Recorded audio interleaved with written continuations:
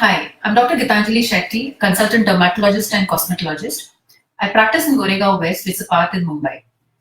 My main topic of discussion today is going to be a very common topic that all of us see day in and day out. Not only me being a dermatologist, I think even you are very much accustomed to a disorder that is also called as acne. We call it muhase in Hindi. There are different ways in which people define acne. Doctors call it acne. A common being would call it pimple, eruptions, blackheads, or zits. So here we are to discuss a very common topic, that's acne. So before I start this online live video, I really wanted to share something. Who are the audience that I want people to listen? I think everyone, because I'm also going to talk about general skincare. Of course, more of my base is going to be on the skincare for acne individuals. Starting off, firstly, let's understand what exactly is pimple, what exactly is acne, how do you actually start getting acne. So we all know as we are born, our skin is really dry. And because the skin is dry, usually we'll have the massage oil happening to the small babies. Now, as days passes by, one becomes a teenager and the puberty sets in, that same dry skin now starts becoming a little oily. Why does this happen? This is because of the change in the glands that's secondary to the hormones. Of course, so people would have a classical oily skin, and then people would also have an oily skin with acne. There might be patients who would just have, say, just a black hair or a white hair. Now, how common is acne? Around 10 million people in our country are affected with acne at a given period of time, which is actually a very common disorder. In fact, for me as a doctor, I wouldn't call acne as a disease. Acne is just part of, the few illnesses that we come across, and it's actually part of growing up. It's because your acne gland undergoes a sea change. So acne basically happens because of the clogging of the pore. Now, this is the first step why acne happens. Now, there are different varieties of acne. So it could be, say, something with inflammation and something without inflammation. Something without inflammation would be just the small dot-like black color thing that you see it on your cheeks. Now, these are called as blackheads. Now, the plug that you see there is actually the sebum, which is solidified there. The sebum, over a period of time, undergoes oxidation because of the iron oxide present in it, and that's why it appears to be black. This same blackhead, a few days back, was the whitehead. Then you also have something called as inflammation. Now, inflammation happens when the clogging of the pore surpasses the day of clogation. Now, because of this, there's a change in the immunity, and that's why there is a secondary added infection that happens into the glands. This could either be in a form of a small papule, which is like a little more raised than a blackhead. It could be in the form of a pustule or in the form of a nodule. A nodule would be something which is bigger, which is painful, which is red, which is filled with pus. Coming on quickly, who can get acne? Now, acne can start, say, as early as around 8 years of age to around, say, around 33, 34, 36 years of age, if at all hormones is the reason. This is also called as the adult onset of acne. After I finish talking about what age, where can you get acne? You can get acne at all the places, at the areas where there are oil glands. So it could be just the forehead and the chin. It could be just the cheeks. It could be just, at the corner of your cheeks, just the jawline in case of your hormonal acne. Lot of my kids, especially the 16, 17, 18-year-old, will also have something called as a body acne. Now, body acne happens sometimes when the oil glands which are present on the back get clogged up and you start getting small whiteheads, which eventually cause, say, maybe because of frictional or something, and then that gives rise to the acne. Let's quickly talk. I think I'm getting a lot of queries, but let me just finish up the causes of acne. Now, what are the various causes of acne? So, let me just tell you how exactly a dermatologist does a consultation with an acne patient. So, we of course ask the age of the patient. In case of differentiation between a girl and a boy, the menstrual cycle in the girl has a different cause for which the acne comes. Of course, we see acne a little more in kids who are involved in a sports activity, in small kids who have a lot of acne skin, kids who have a lot of frictional acne on the upper back, especially, patients who have a lot of seborrhea, that is oiliness, and dandruff on the scalp. I also see acne most commonly in a lot of my patients who don't use the right type of makeup, or with people who sleep with their makeup. Now, this is one of the biggest sin that you're actually doing to your skin. In general categorization of acne, there are many factors. There could be hormonal the first onset or the pubertal change or the hormonal change that happens. It could be because of your irregular menstrual cycle. Hereditary and genetics, yes, it has certain roles. Sometimes stress is also known to induce the acne. Few drugs, I'll come on to the name of the drugs, which are also known to cause acne, especially females who have these on menstrual postponing drugs. These are the females wherein the menstrual flare happens. Also with food, yes, is one of these questions which is commonly asked by patients is, Doctor, do you think food is known to cause acne? Of course, yes. The recent study says that food with a high glycemic index is known to cause acne. What do I mean by high glycemic index? It means a little high carb content, sugary stuff, creamy stuff, say bread, rice, pasta, all of this are known to cause acne. Let's just talk about how the acne just starts off. So it usually I describe patients saying that, okay, this is the acne gland that produced around, say, a certain amount of oil. Now with pubertal change, or maybe because of your menstrual cycle irregularities, your hormonal change, the gland size that was so small is now secreting a lot of more oil. Now, anything that clogs the pore of the opening of the gland, it could be anything. It could be your makeup, it could be dandruff from your scalp, it could be high carb-rich food products, sugary stuff. All this causes the increase in the cell lining, or what we call as hyperkeratinization of cells at the opening of the acne gland. Now, because of this is the first stage. There's clogging of the pores of the acne. Clogging is actually blocking of the pore. That's why your first step of taking care of your skin at any age is actually to keep your surface of the skin very clean. Now, the symptoms range, as I told you, from open pores to your closed pore. They are your whiteheads and your blackheads, to your papules, your pustules, and finally your nodules. Okay. So this variation might be present. All of them I can see in the same patient, or there might be few patients who just say, doctor मेरे knows पे बहुत सारा blackheads होता है, या मुझे सिर्फ periods के पहले पिंपल आता है, या जब मैं जिम करता हूँ तो मुझे एक्ने नहीं आता, वजन बढ़ता है तो एक्ने आता है. So these are various complaints in which we as dermatologists would actually come into a conclusion. Do you think we should take some questions? So a lot of hellos. Hello everybody, and it says suggest any sunscreen is by Vishnu, and give me a cystic acne plan and dark spots. So very soon I'm going to start talking about the treatment of acne. I'll definitely start talking to you about all of this. So now all of us are here, and now we have either whiteheads or blackheads or just oiliness or pimple. Now let's start off. Okay, I'm an individual and I have acne. So many face washes in the market. There's this, somebody's telling muha se hatao, somebody's giving me a 7-day challenge. Somebody tells me, use this cleanser, toner, scrub, moisturizer, and the pimple will go. So I am really confused now. So what is that thing, doctor, with the basic things that I have, or the basic thing that I can buy without going to a dermatologist that I can do? That will be my first part of the talk. And the second would be, if these things don't help you, then you of course have to see a dermatologist. That means we'll have to run you certain blood tests, we'll have to examine you pretty well, check your antibiotics or any medicines that you've taken in the past, check for your PCOD profile, which I'll be coming on to. Quickly starting, your treatment of cause depends upon the cause. Okay. Irrespective of the cause, acne, because of all these causes, is a gland of the oil. That means there is the sebaceous glands involved.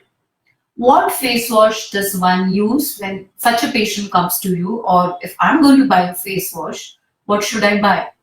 Now, all the face wash would write acne face wash, fight acne, powerhouse of oil, clear acne.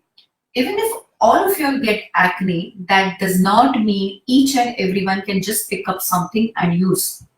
I have a sensitive skin, but I might have acne. I have a moderately combination skin, but my cheeks are very sensitive. I might still have acne. So depending upon your skin type, irrespective of your acne, is how one should use their face wash. So if I have a sensitive skin, I am a lot of times out in the sun, my skin is very dry, is very parched. I am usually, in the air condition. So when I step out, my skin is very dry. Now, such an individual with an acne needs to always use a face wash which is free of any acids. So usually these acne face wash will have things like salicylic acid, will have things like, glycolic acid, will have neem, will have lemon. But such face washes, I've seen a lot of my patients of sensitive skin coming to me with the, I use this acne face wash and I had a rash, or, the acne face wash is really making my skin dry. or my skin is looking very dark after using a particular face wash. So depending upon your skin type, if you're a sensitive and a combination skin type, please use a face wash that is free of all these acids, that's sulfate and paraben free, does not foam a lot.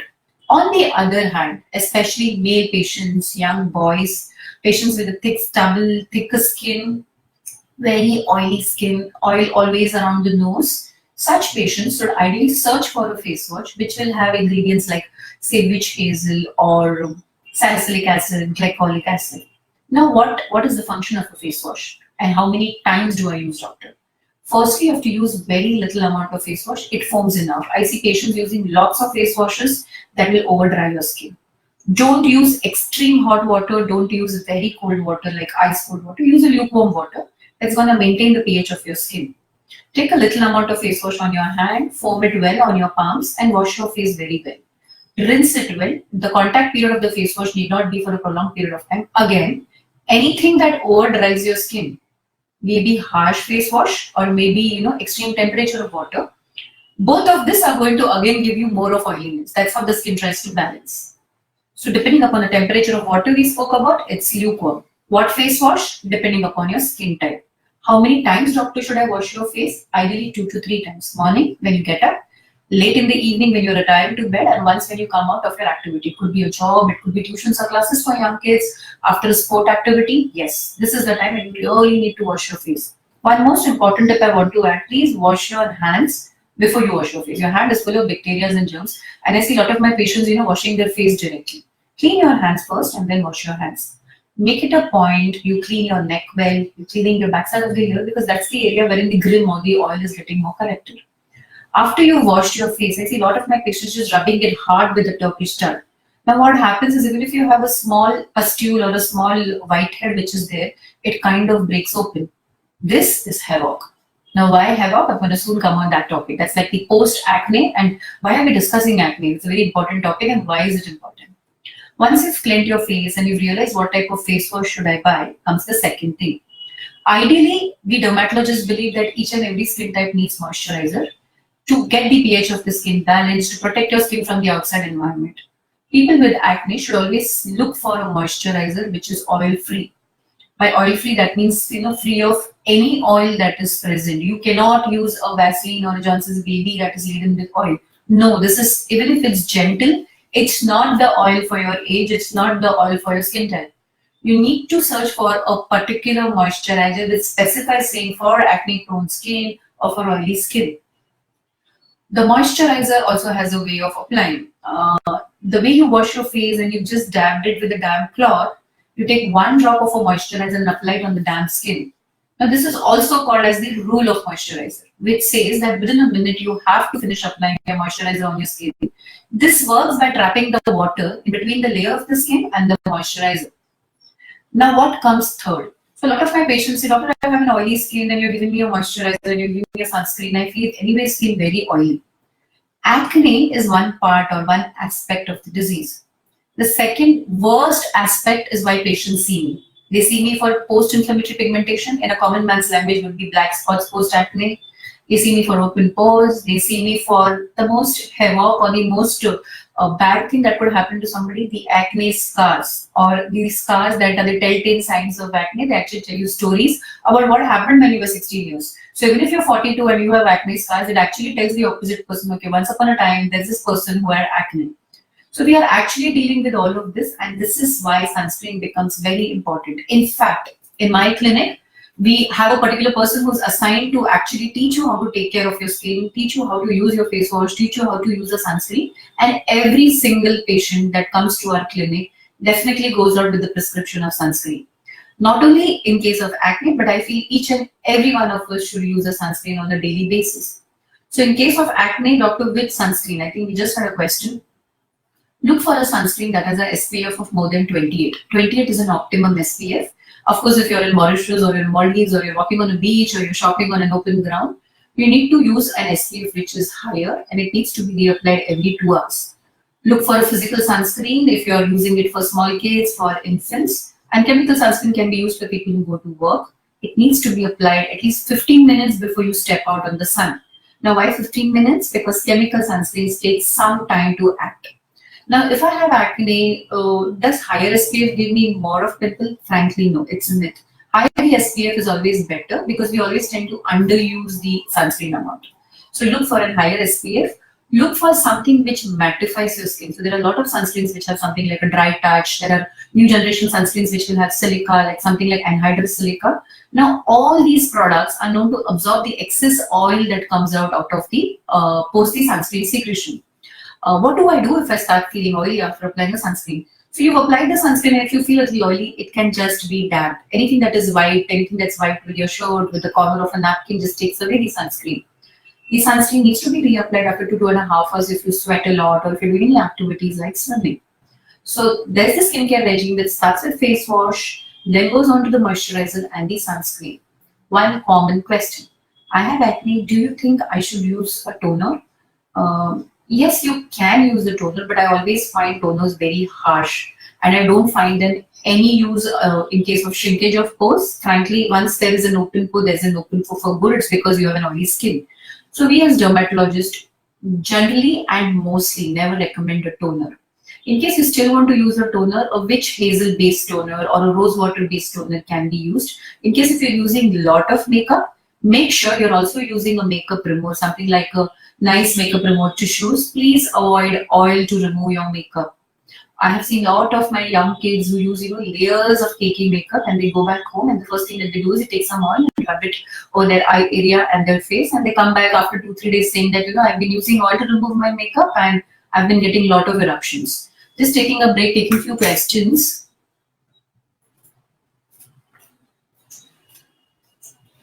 Isotretinoin, yes, I'm going to talk about it in some time. I just spoke of Vikas about the sunscreen to you. My skincare products, I just spoke about it in Brazil. Okay, so we just finished with the first 3 steps of the acne and now let's go on to what is the most important part, the treatment of acne. So we're not yet talking about what happens post-acne, the acne scar and the acne mark. I'm just talking to you about on a general day-to-day basis, my younger kid has acne, what do I do? So you start giving him the right face wash. If necessary, if he has a dry skin, a little moisturizer which is oil-free and an oil-absorbing sunscreen. What are the other things, doctor, that I can help my kid with, if he has acne? I'm going to talk about the diet in the end. The other thing is, the first thing that you do is you check if your kid has dandruff on the scalp. Dandruff is one of the major cause of acne. Now, what dandruff, especially if the dandruff is flaky, it tends to go and block the pores, and the dandruff itself could be the causative agents. Use a good anti-dandruff shampoo which has ketoconazole in it, maybe a little salicylic acid. How do you use the anti-dandruff shampoo? Wet your hair in the bathroom once you enter. Take a little amount of anti-dandruff shampoo, rub it very well on the scalp. Let it be there for around 5 to 10 minutes in contact with the scalp. After that, you could rinse away the hair. If need be, you could finish it off with your regular shampoo all over your hair with a little conditioner at the base. How many times should I use an anti-dandruff shampoo? Please use it around 2 to 3 times a week. And if you think the dandruff is still not controlled, it's something else, please see your dermatologist for such reasons. Back acne especially is always seen post to the dandruff attack that your kid must be having. The other things that you could take care is your diet, hygiene, very important. It's an era of gadgets. Make sure your phone is very clean, your headphones, you're sweating, the oil secretion is happening, and kids tend to generally use the same cap, the fringe haircut that usually girls have these days. So it's selfie time, everybody's posing. The makeup is one of the major places where the bacteria is collected and the acne gets infected. All these needs to be clean, and of course a very good skincare regime. Washing your face thrice, removing your makeup very well, never sleep at bedtime with your makeup on. This is one of the biggest things I think a lot of kids do. Coming on to what makeup should I buy? So the common question that patients would ask is food, makeup, and then about the gym care. I'll be coming on to that also. Let me just quickly finish about the makeup topic. What makeup, what brand? Firstly, I always feel any makeup that you buy, please see if it's oil free. Cheap street makeups usually are laden with waxes, with petroleum. These itself can irritate your skin, clog your pores, and give rise to acne. So make it a point you're buying oil-free makeup. Even if you put in base of makeup, make sure you're removing your makeup very well at the end of the day. Make sure you're moisturizing the skin, because at the end of the day, all this scrubbing and all this use of makeup is also going to damage your skin, especially the contouring thing wherein you try to rub some amount of your concealers and foundation onto your skin. They tend to break in your acne a lot of times. So make sure you're avoiding all these products when you have an active burst of acne. Of course, with marks and all, you could definitely conceal it. Good brands with, tiny molecules of makeup. I call it as mineralized dry touch makeup, which is freely available. There are also makeups available now with SPF in it, so you don't need an extra sunscreen to be applied after using makeup. Gym care. What do I do? I have lots of acne, doctor. What do I do when I'm going to the gym? How can you help me with that? Make it a point you don't have oil on your scalp throughout the day. Especially I feel young kids should never go to bed with lots of oil. It adds into the woes of the acne. Apply the oil when you're awake, not more than 2 to 3 hours in a day. And please wash off the oil before you go to bed. The same oil comes in, seeps into your face, makes it more oily and clogs your pore. Don't apply oil when you're going to the gym. I see a lot of people hitting the gym having loads of oil, wax, serums, gel on their scalp, and the same gel comes, flushed onto their face and again clogs their pore. Please have a good warm water bath. By warm, I don't mean hot. I'm meaning lukewarm water bath after you've done all of this. Once you're done with your bath, make sure you're applying any anti-acne product on your active acne. Don't forget using, a strong benzoyl peroxide body wash or a benzoyl peroxide based soap after you've hit the gym. In case you're taking steam, make sure the hygienic conditions in the steam room and your sauna room is maintained. These are common places where you get attacks and bouts of acne. After the gym care, after the sports care, we've spoken about the sunscreen. I now want to majorly talk to you about diet. Now, a lot of the kids during the pubertal age, and especially this is the era of Swiggy and Zomato, and I see a lot of the kids on the phone ordering day in and day out fast foods. Now, these are all refined flour, maida based products, your pastas, your pizzas, your waffles, or I forget that. They are all high in glycemic index, and they can be one of the major reasons for your outburst of acne. Another thing that I've observed is a lot of my patients got better with a low lactose diet, less of milk, less of chocolates, especially kids love chocolates. These diets also help a lot to kids who have acne. So what should I have if I have acne? There's nothing a specific diet, but food with low glycemic index, that is low sugary content. Food which are rich in antioxidants. By antioxidants, I'm talking about rich in vitamin A, vitamin C, vitamin E. Fruits which are orange in additional color, something like say papayas, tomatoes, your all your berries, your blueberry, your strawberry, your raspberry. These are amazing products to have it. Avocado is one of the best things to fight your acne, very rich in antioxidants. Lime, sweet limes, your pomegranate, they are very rich in vitamin C. Your pears, your pineapple, vitamin C also has a very important role in fighting your acne. Food which is rich in zinc, germinated, your green grams, your moong, your germinated chanas, these are high in protein. They also have a very high role in fighting your acne. Now, once you've done with your acne care, make it a point that you drink at least 2 to 3 to 3.5 liters of water. There are a lot of patients who would ask me about, is detox water good? Should I have aloe vera juice on an empty stomach? Anything that is good for your health has to be good for your skin, because at the end of the day, skin is ideally the mirror image of what's happening in your body. You skip your periods for around 2 to 3 days, you get a bout of acne. Not been sleeping well for 2-3 days, you get acne. You've been eating junk, the patient's automatic. I think all of us know that you get acne. You slept with your makeup on, I think we know it. So at the end of the day, I feel a healthy lifestyle and a healthy, properly balanced diet is what I can set you bay in a home setup. Now, when is the time, when I have a lot of these patients who tell me, my kid was just 8 years, doctor. I thought, acne was normal. I had it, so I thought my kid will have it. See, gone are those days when the onset of menarche or the first time when the kid got a period was around 12, 13, 14, 15. These days, with the early onset of menarche around 8.5 years, acne also has become an early incidental finding. So what should one do if you or your kid has acne? Check your products, one. Check if you're using anything wrong. Check your makeup. Check if you're eating something wrong. Once you've done your A, B, C, D checklisters, check for the type of face wash that you're using. Are you accidentally applying your mother's Olay? Are you just rubbing on the Johnson baby cream that you just moisturize your baby with? Check if you're using something wrong. There are a lot of these females using male face washes and men's using moisturized female face washes. It doesn't work. It'll make your skin more oily. Check if your gym towel is sanitized. Check if the area around where you're sitting is sanitized. Check all of this. Once you're done with this, check with your diet. If you're obese, yes, obesity causes acne. In a way, obesity also causes hormonal dysregulation, and that could be another cause of acne. Any day exercise would definitely improve acne. So, exercise, healthy food, hygiene. You're done with everything, but no, doctor, you gave me so many tips of acne, but my acne still did not disappear. What do I do? Come visit a dermatologist. Now, what happens in an acne consultation? Of course, we have a lengthy consultation. We tell doctors what they are doing. We find out what wrong they are using. Once we are done with that, after we've analyzed the acne, if there are a lot of pores. Now, clogging of the pore are closed blackheads. We get it extracted at our clinic. We do a lot of scientific cleanups that has various steps wherein we have a subtle microderm abrasion, which is followed by steam and extraction of the clogged pores. And usually we follow it up with something like a salicylic or a glycolic acid peel. Now, what are these treatments which dermatologists do, and what are the medications that dermatologists give? Now, depending upon the grade of acne, dermatologists would ideally give you, say, something like a topical cream, which has either a retinoid-based cream or a benzoyl peroxide-based cream or azelaic acid-based cream, or the dermatologist would give you something like oral medications. If the acne is infected, a dermat would usually start something like an oral antibiotic. If the acne is not infected, they are nodular, pustular, they are like grade 3 and 4, affecting the harmony of life, difficult for the patients to do their day-to-day activities, then we also start something called as oral isotrine. We just had a thing about it.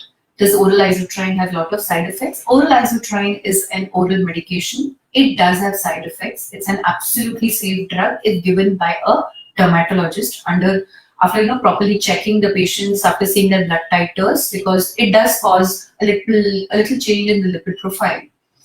So there would be oral medications and there would be topical medications that your dermat would explain how to use. Either just on the acne spots, or sometimes the patients are being applied to use it every day. We also sometimes land up giving benzoyl peroxide or salicylic acid or mandelic acid or ferulic acid based face washes. In spite of all of this, if the patient is still not better, then we put them into a derm-mediated treatment. The various treatments that are available in our clinic is usually your scientific cleanups, your medi cleanups, your microdermabrasion followed by a chemical peel, extraction of the clogged pores. We also do lasers for acne. We do low light laser therapy, or the DTT, that is the blue light therapy that we do for our patients. So these are various things to control the acne. What age can you start as? Sometimes we have to start it as early as 12 years, and we call in the patient once in 15 to 20 days, and we see good results with this. So the downtime becomes a little lesser than these hours compared to topical and oral treatments. Now, after the acne is gone, one of the major concerns that patients have is, the acne scar. Now, in case you have already developed acne scar, first, why have you developed? Now, you basically developed your acne scar because you did not take care of your skin rightly, or you have this continuous habit of picking your acne. That means you never allowed the acne to completely heal on its own. And because you kind of irritated your skin, the acne has now led to formation of a scar. So depending if a patient has scar, then we have various therapies like, we could just put in a small filler there, or do laser therapies. We do something like microneedling or derma roller. So these are the therapies what are there for the scars that is formed.